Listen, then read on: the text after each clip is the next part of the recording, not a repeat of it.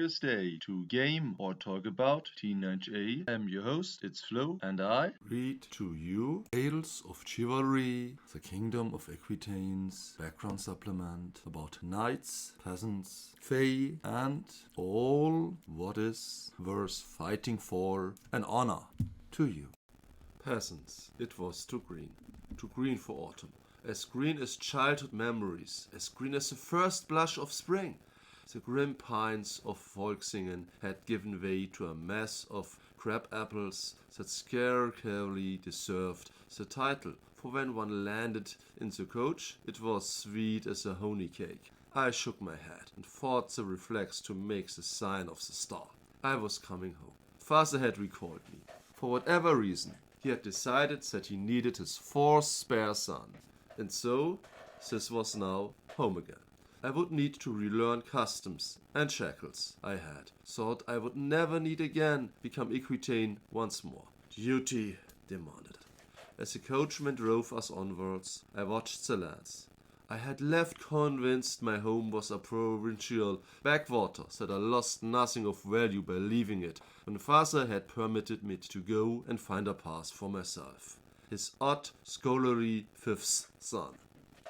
As I returned, my eyes sharpened by time away, I saw more. Young Oliver, I was sure it was he, was tending what had been his father's plot, and he was as tall as the students he had been living with. Robust, strapling in the flower of hairs, he looked like he could snap Bearfried or Fricks in half. I would have disregarded him as an exception, save that I soon saw that he was no different to all the youths of these lands. Not just the people either. Years of wheat, a third against the size of those on Frick's estate.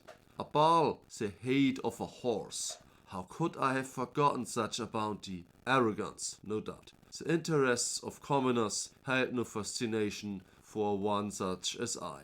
Not then. On my return home, however, I studied them as intensively as any wild specimen I had ever turned my sights upon.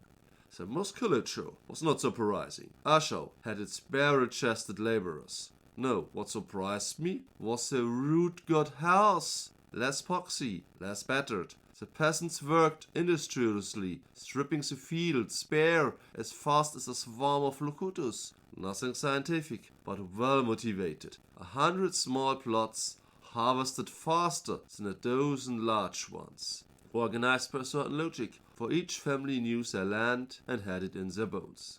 The hamlet nearest my home helped dissipate my contempt for my past self. It was now the night before some festival or other, and the decorations were small and shabby compared to the towns and cities I knew. Garlands of flowers are ever beautiful, of course, but the ribbons were tired and faded, darkened by overuse. The furniture was rough and mismatched, lacking the simple elegance and uniformity of the great beer hall benches the Sonstal's commoners rode on nights of revel. For all their hard labor, they were impoverished in material goods, far removed from the great workshops and factories of the empire. So to me, they knew now seemed enriched in other ways.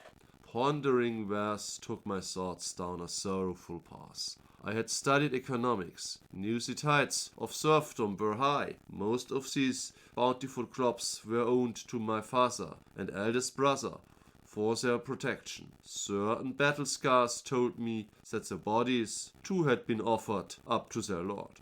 There were no Bearfrieds here, rising above their station. There were peasants now, in all likelihood forevermore.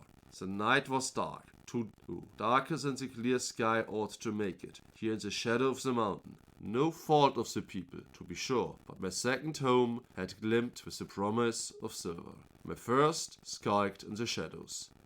Father didn't have much to say to me when he saw me. Your brothers are dead. You're my heir. Your sword lessons start at dawn. Oh my. Diary of Cedric Blondeau, Baron of Tears.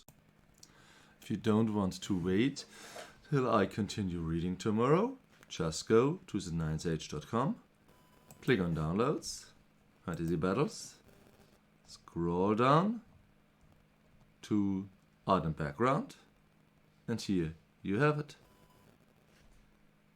Click on it and download it as a free PDF.